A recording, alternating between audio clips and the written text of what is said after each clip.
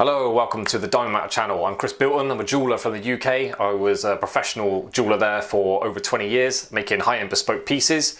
And now I'm living in Japan, so I effectively cannot read, write or speak here, not at any kind of level where I'm employable. So I've got my own little jewellery set up here, and I'm making jewellery making instructional videos for YouTube. So please have a look through my channel, there's loads of them now, and there's gonna be loads more in the future. And let me start this video by saying thank you very much to 3 new patrons I got over the weekend. We got Melissa Prush, sorry if I mispronounce any names, Davis Coleman, and 1 hour ago, a new one, brand new, Jesse Sanders. I haven't even sent a private message saying thank you. So thank you very much, guys. I really appreciate it. And it's going a long way to helping me keep this channel going and then improve it as well. These 3 new patrons just blow my mind. I want to do more full instructional videos because that's one of the benefits of being a patron, classic or an official patron. You get access to full instructional guides on the channel. So to make it more valuable for the people who are already patrons, and also as an incentive to get more people to become patrons, I want to do more full instructional guides. So at least an extra one a month. They're very time consuming and a lot of work. They quite often take more hours editing than actually making them at the bench. So it's difficult to find time for them, but I'm giving them priority. Also with these full instructional guides, they allow me to kind of flex what I'm capable of a little bit. So it helps me differentiate this channel to other jeweller instructional channels. Because I look through them, I don't see anyone really making anything. Just putting jump rings, they're making very simple plain wedding bands and putting jump rings on things and calling it a pendant. It's not really getting your teeth into what the skill is about being a jeweller. So yeah, with these full instructional guides, I hope I can put some real valuable content onto YouTube. Recently, I mentioned these on a video before. I bought a load of synthetic stones, yeah, from 1 month's payment I got from patrons. I actually spent a lot more than I got from the patrons, but that's fine. I've selected these 3 out. There's like a big emerald cut, and then 2 baguettes. And the baguettes, well, let me show you up close. Sort of emerald cut diamond in the middle there. And these 2 baguettes. Now these baguettes, let me get a blue tack so I can set them up.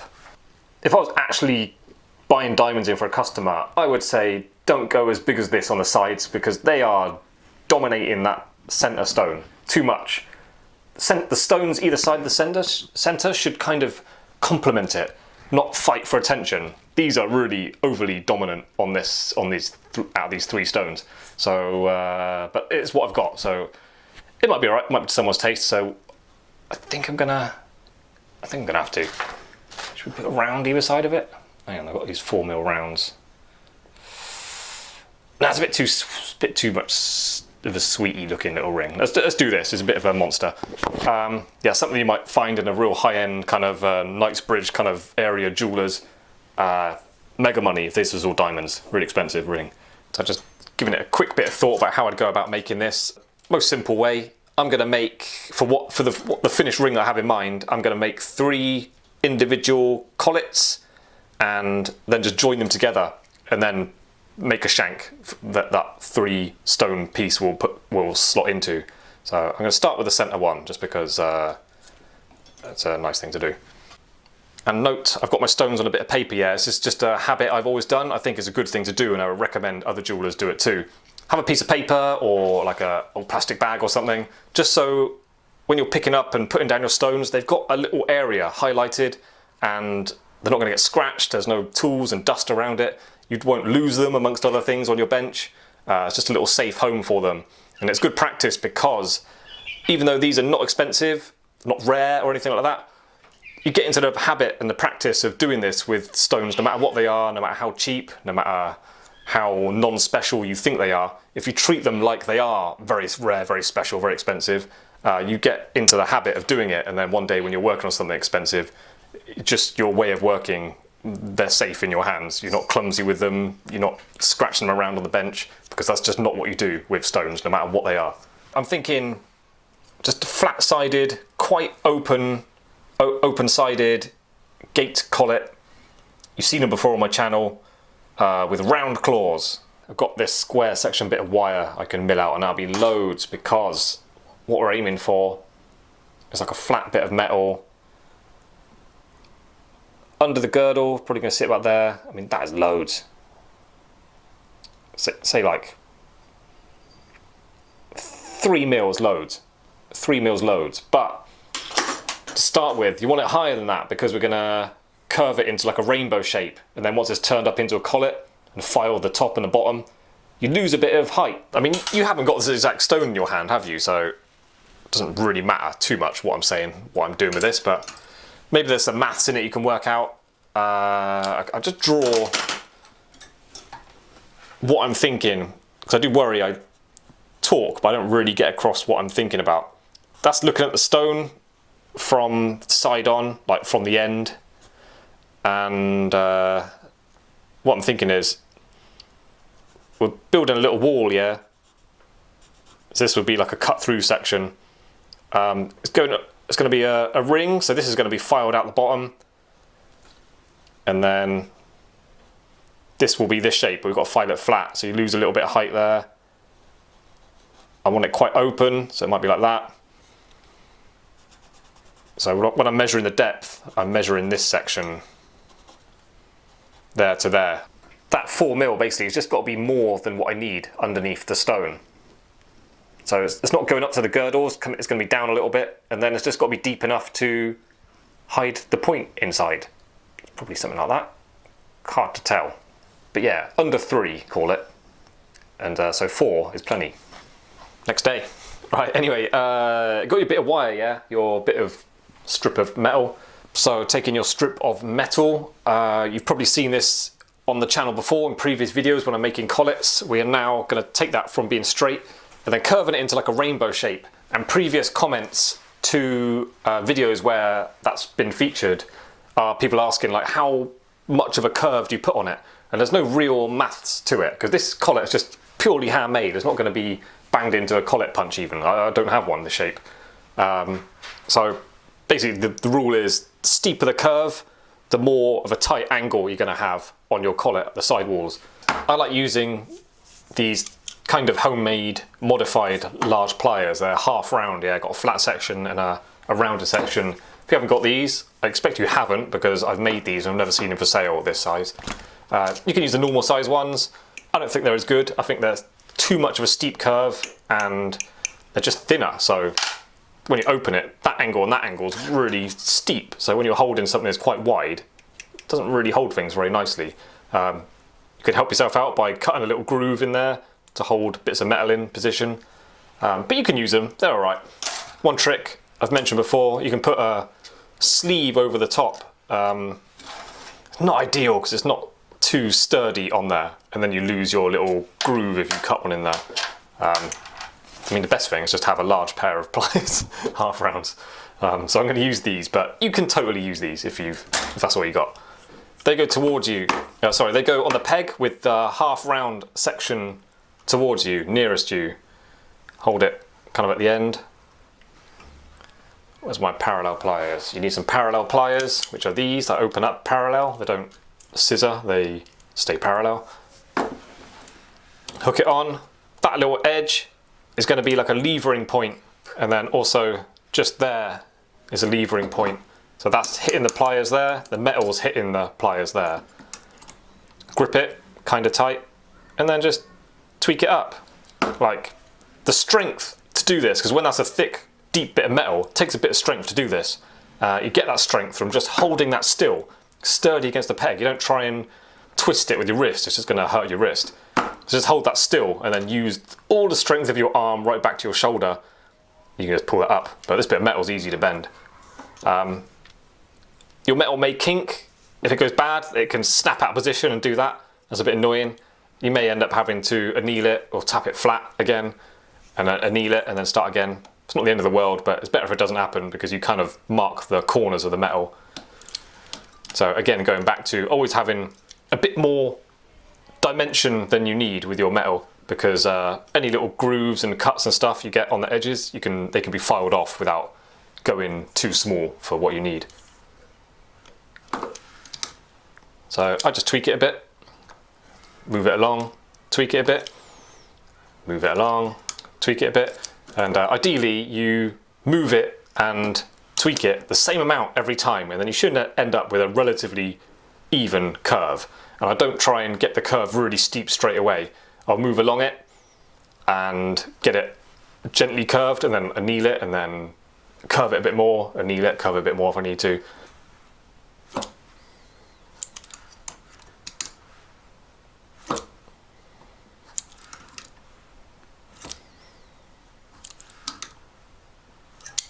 Okay, so I tightened up my curve a little bit, and then I evened up the curve. As usual, straight bit on the end. I cut that off, I think about that section. I think there's going to be plenty for my stone. And how do you know how much you need for your stone? I've seen other videos on YouTube. These jewellers, they've got these like templates and angles and numbers and equations written all over it and a calculator next to them. Like, nah, none of that. This is what I do. There's my stone, yeah? 1, 2, 3, 4, there's plenty. Literally, that's all you need to do. Right, how do you know what I'm going to cut this off, yeah? But how do I know what angle to cut that?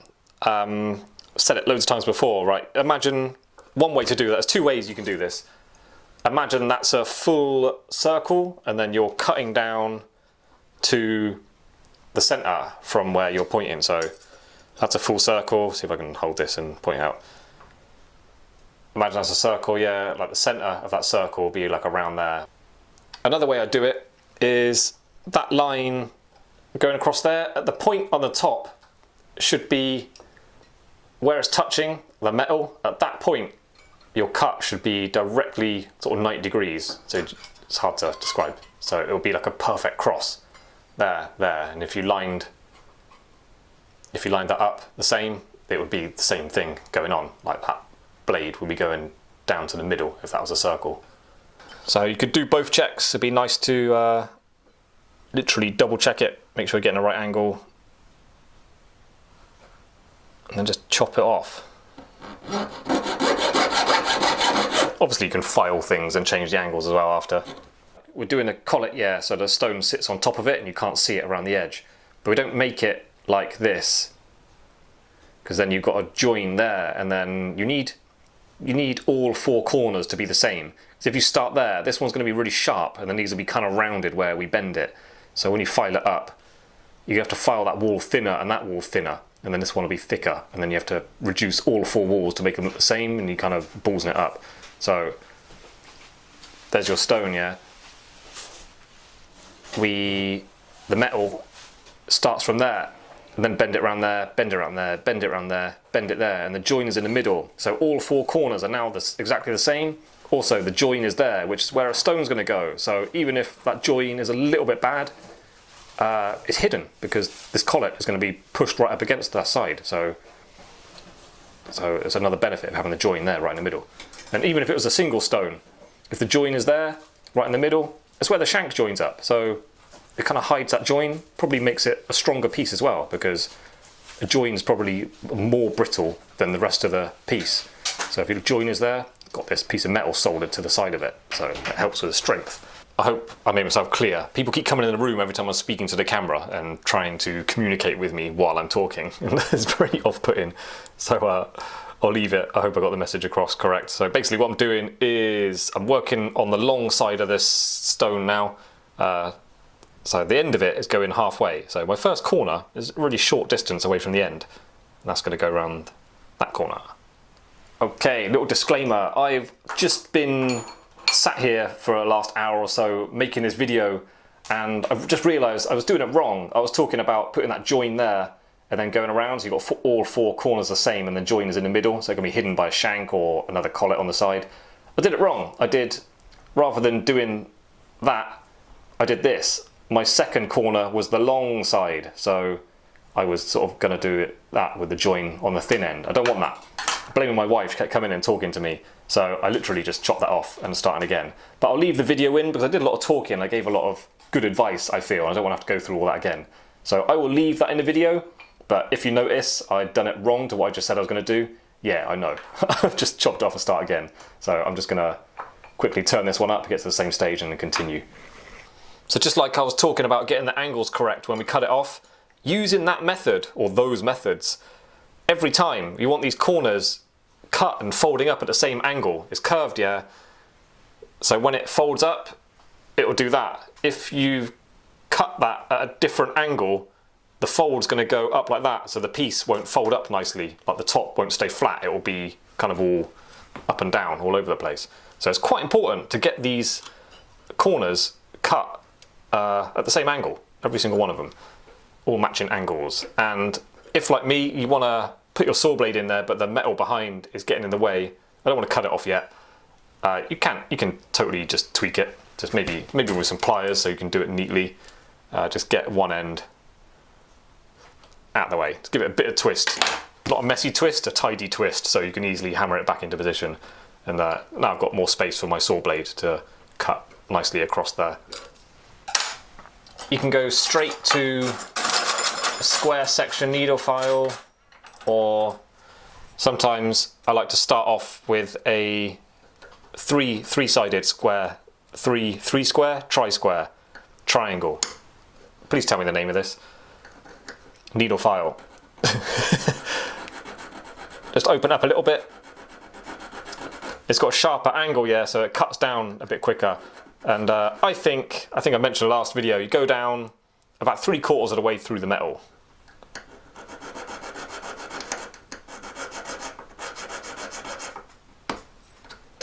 Now that is going to be folded up 90 degrees, so you want to end up with a square, using your square file. So it's literally making a proper triangle in there. Proper right angle, I should say. I wouldn't go more than 3/4 of the way, because when we fold it up, if it cracks or splits, or even worse, comes right off, it's no good. Then you've got a collet that's like soldered together, and if you're working in gold and stuff and it's not going to be cast and that, you can't have half your collet as a piece that came off and you soldered back on. You've basically ended up with a repaired piece of jewellery before you've even finished. So don't go down too far. It's got to be able to bend without cracking 90 degrees. Then when I've gone down the depth I want, 3/4 of the way through, opened it up nice and square, I like using my parallel pliers, just because the metal's not going to bend. It's just only going to fold at that point you want it to. And then slowly bend it. Have a look, make sure it's not cracking. If it is, you may as well stop and then just anneal the whole piece so it doesn't happen again in the next corner. This hasn't been annealed, like I just bent it and hammered it flat, so my metal might be a bit brittle. But silver's quite ductile anyway, I think I'll get away with it. Now what I do is, I think I mentioned this before, last time I did it, I bend it, not the full amount. Next I will flux it and then get it hot to sort of burn the flux on, which simultaneously anneals it. And then I'll bend it to 90 degrees. And then that join inside, that little gap, should be nice and tight and just fluxed and ready to go, ready for a solder. And then I like to solder it, make that corner really strong before moving on to the next one. That's how I work. You don't have to do that. You can fold all 4 up, just leave them like this sort of stage, and then do all the soldering in one go. I think that's probably a faster way to make it, but just the way I prefer doing things, I solder each one as I go, just so they're nice and strong. Fluxed it, annealed it. Now, can confidently close that right up. With experience, you just kind of are confident that you know what a right angle is. If you've got something like that, very, very welcome to use it. Proceeding with confidence is a good thing, so yeah, get a nice right angle on that. Now I solder that up. You don't have to, you can get it to that stage, every corner, and then just do all the soldering in one go. I prefer having that finished and strong, and there's no chance of any kind of accidents and knocking it open and then making it brittle. So I'm going to solder that up now. If you've got hard solder, use hard solder at this stage. All your early solders done with hard. Helps you out with when you're putting claws on and stuff. But these corners are pretty strong even before they're soldered, so they won't give you an issue.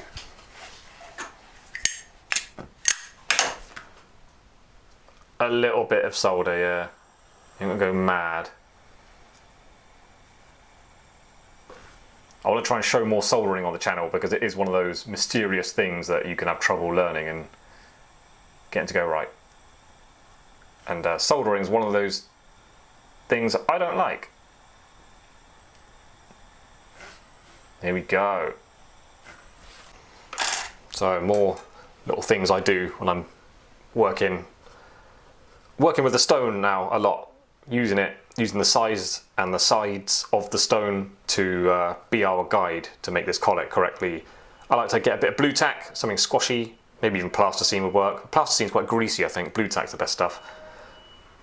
Stick it underneath the stone, so that's the top of the stone. I do that because then the girdle, which I'm using as a guide for making this collet the correct size, the girdle's nice and close to it. So I want this, when I look down on the stone, I don't want to see any metal around the stone. That's like a big no-no.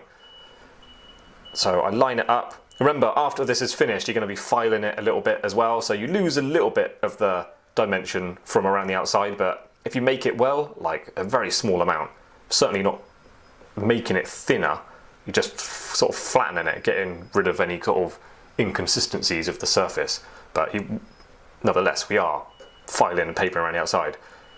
But anyway, I line the stone up and I position it so the girdle is just going over the edge. So they're both at the same position. Do you know what I mean? They're both the same amount under the stone, not like that, not like that, or not like that. So at the same time, the girdle's just going over the edge. I've got my thumb there, yeah? That's on purpose. That's sort of moving up as a guide. Okay, so my thumb's in the correct position. And have I got anything sharp to hand? No, I haven't. So yeah, I'll literally scratch a little line, put a little mark on it. Now that's not accurate, yeah? But it is a little guide to continue. I've now got a little line there to double check. So double checking it again. Lining it up. No, it's too close. It's got to go down a bit. So the lower side of that mark is more accurate. So I went from my thumb, a quick little mark. Now I've got a more accurate. Use those as a guide, and now I've got a more accurate position. Again, double checking it.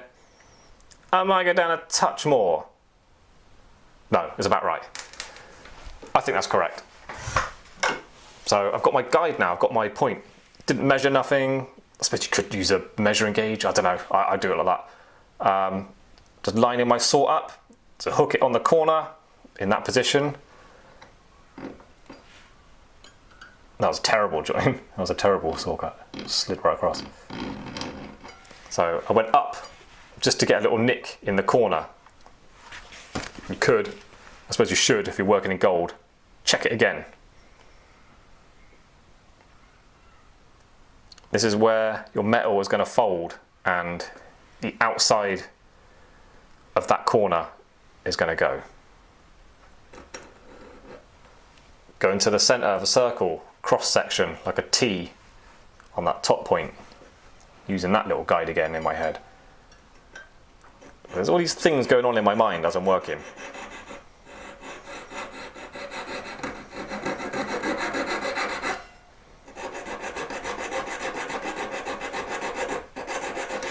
Filing down to about almost 3/4 with this one, and then opening up to 3/4 of the way down with this one. It tends to work for me.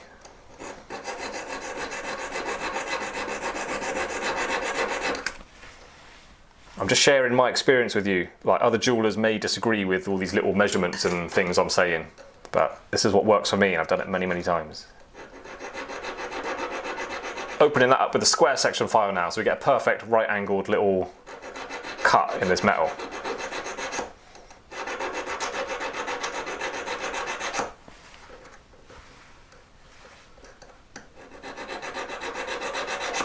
Okay.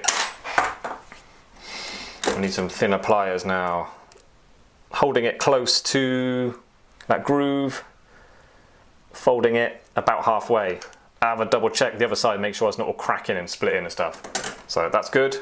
Flux it, anneal it, fold it right up, then solder it. Another thing to point out, when that's folded up, yeah, I talk about joins being tight all the time, and I always will. Even something like that, it's got to be closed up really nicely because you don't want to end up having to solder it and fill up gaps with solder.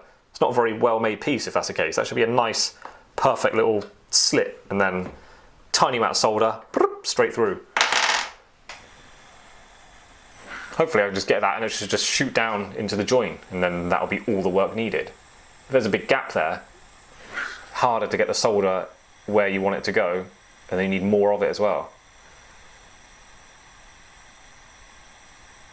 This flame is too sharp. Get the heat down here.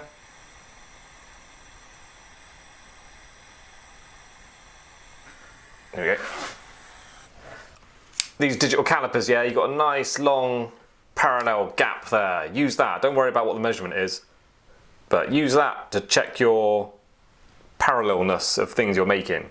Comes in handy at this time, just for checking your angles and that. So I'm looking at mine from the top, making sure it's nice and flat. It's not going one up, one down.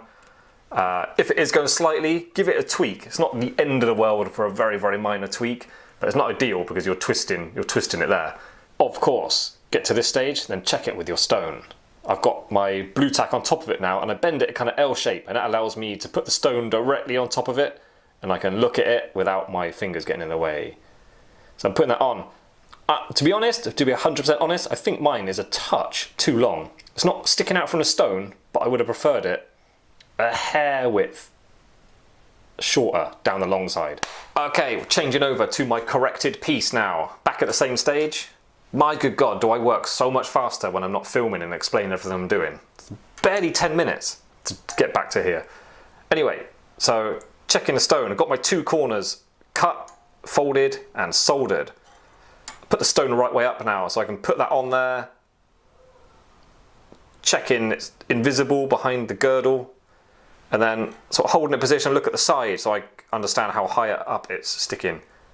Okay, third corner, yeah, there's no difference really, same maneuvers. Line that up, making sure that's okay, making sure that edge.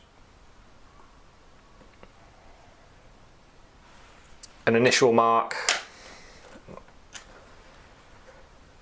Double check it again. Yep, I kind of nailed that one, I don't have to move that. So that's where my cut's going to go. And it's important because you don't want the stone sitting in the collet. Like if it's the perfect width but the wrong length, it's going to like slide about up and down. Or if it's the other way, it's going to move about that way, only that way. Or if it's just too big in general, it's going to sit down too low or you can see metal around the outside. So this one is important. So how's it looking? I've got this far now, the three corners turned up and soldered. Putting my stone in, making sure it's okay for size and stuff. Another thing I recommend you do for checking over it, you know, like in previous videos when I'm placing claws on and making sure they all go at the same correct angle, the ones behind it disappear behind the ones in front when you turn it like that. Similar kind of thing now, I'm looking at the top edge, just having a look how it's sitting all nice and flat. If you did that curve nice and even and then all your corners have been cut and filed down at the same angle, this should be flat. But if it's not, if it's a little bit out of line, a minor tweak is okay, you can get away with it. But if it's gone completely wrong, you've either not started with a nice even curve or you've filed your corners down at completely wrong angles. Yeah, I hope you didn't do that. But yeah, you can tweak it a little bit. A little bit is acceptable. Okay guys, that's it. I'm going to leave it there for part 1 of this full instructional guide. If you want to see the rest of it in its entirety, you have to become a patron of the channel. Only Diamond Mounted patrons get access to the full instructional guides. There's a link in the description. You can follow that and then choose between becoming a classic or an official patron. Classics are £5, £10 for the official patronship, and you get more benefits obviously for paying more per month. Yeah, so this is part 1. I like to leave part 1 around about sort of 20 minutes, half an hour, so you can really get your kind of an idea of what's going on and get an appreciation for the amount of detail and depth I go into explaining things and showing what's going on. This is the ring we're making. It's quite an advanced one. We've got an emerald cut in the center, baguettes either side, and then I decided to put 3 little stones down the shoulders. So I'll give you full in-depth a lot of detail, close-up video guides explaining every technique, what I'm doing, why I'm doing it, even alternative ways to do it as I'm doing it a certain way. Yeah, everything just that's in my head while I'm making it all comes out on the video. So a good guide, I think. So it's going to be quite a lengthy one. Part 1's half an hour. There's going to be at least another hour of video by the time I finish editing it, possibly 2 hours. So yeah, it's quite an in-depth video guide for this one. But yeah, like I say, only patrons to the channel will have access to it. So please click the link in the description and see you there. Now, talking of patrons, yeah, this year so far has been phenomenal. I'm so grateful. I can't quite get my head around the response I've had. So new patrons, just this year, like I've already mentioned these guys, like Dan Taylor, we've got Melissa Prush, Davis Coleman, Janet Wise, The Lazy Perfectionist, a new one, James Irvine. Just in the last few days, we've got Dave, just Dave, he's a bit of an enigma. Caroline Hendry Smith, thank you. Victoria Shillingford, Catalin Serban, please forgive me if I'm mispronouncing these names. Aidan Brennan, and I'm definitely going to get this one wrong. Suhaib Al-Janabi. Suhaib Al-Janabi. Thank you guys. Really appreciate it. And I think the thing I've got to get most, like straight away with this patron money, my next payout at the end of the month or beginning of next month, is a new camera stand. This one is such a liability. It's covered in little repairs.